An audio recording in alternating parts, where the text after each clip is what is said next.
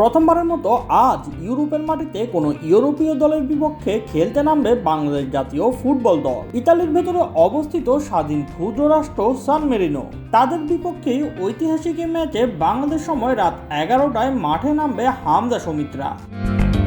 পুরো স্কোয়াড নিয়ে মাত্র 2 সেশন অনুশীলনের সুযোগ পেয়েছে বাংলাদেশের নতুন কোচ থমাস ডুলি। সবার শেষে ক্যাম্পে যোগ দেন বাংলাদেশের ফুটবলের প্রাণভোমরা হামজা চৌধুরী। যেহেতু মধ্যমাঠে হামজাকে ঘিরেই দলের খেলার মূল পরিকল্পনা সাজানো হয়, তাই প্রস্তুতির কিছুটা ঘাটতি তো থাকবেই। তারপরও দল নিয়ে আশাবাদী থমাস ডুলি।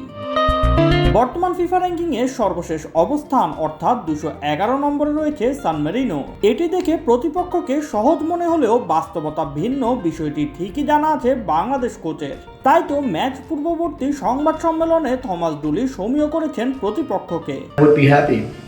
ব্যাপারটা শেষ দলের বিপক্ষে খেলার নয়, আমরা একটি অবিশ্বাস্য দলের বিপক্ষে খেলতে যাচ্ছি, যারা 100 এর নিচে র্যাঙ্কিং এ থাকা দলের বিপক্ষেও দারুণ সাফল্য পেয়েছে। কোচের কথার সাথে একমত বাংলাদেশের অধিনায়ক জামাল ভুঁইয়াও। প্রতিপক্ষকে সম্মান দিলেও মনোযোগটা রাখতে চান নিজেদের উপরই।